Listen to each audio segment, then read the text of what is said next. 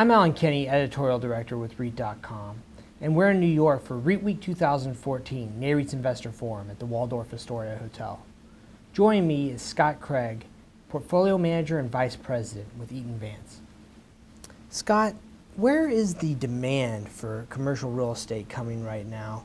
And what's the risk appetite like?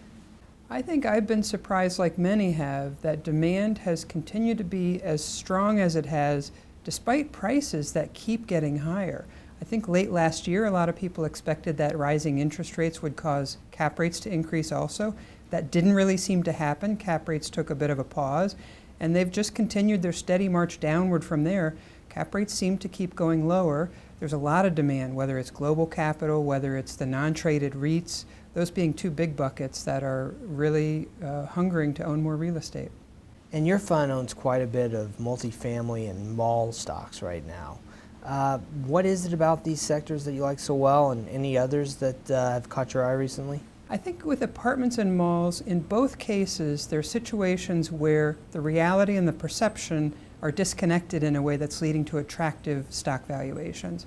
What I mean by that is, and I'll start with the regional malls, there's a lot of the business pundits and a lot of generalist investors seem to fear that the internet is going to put the malls out of business. And the reality is, demand is very strong. I was at the ICSC convention in Vegas a couple of weeks ago, talked with a lot of owners of retail properties.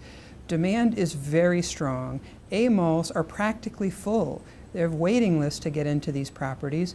Sales are increasing, retailers still want to grow. There are essentially no malls under construction. So fundamentals are really good despite these fears in the business press that the internet is going to really hurt the malls. We don't see it yet. On the apartment side, I think there's still a lot of fear that a recovering single-family housing market is going to damage the apartment market, and there's been some supply. But once again, the reality is different, is that occupancy rates are very high, rental growth is still strong. And finishing up, how comfortable are you right now with how REITs are managing their balance sheets? I'm really glad you asked that question because I have some concerns in that area. When you go back early in the financial recovery, a lot of REITs were talking about very heavily equitizing their capital deployment, issuing a lot of equity to buy or build properties. As we got further into the recovery, you heard more companies talk about funding their activity in a balance sheet neutral fashion, so a mix of debt and equity. Now I'm hearing more companies funding their activity purely with debt and counting on cash flow growth to handle their delevering over time. I don't think that's a healthy development. I really strongly prefer companies to finance their activity in a balance sheet neutral fashion or even more heavily with equity. All right, well, thank you so much for your time. Thanks for the opportunity. And for more on this and other REIT news and analysis, be sure to visit REIT.com.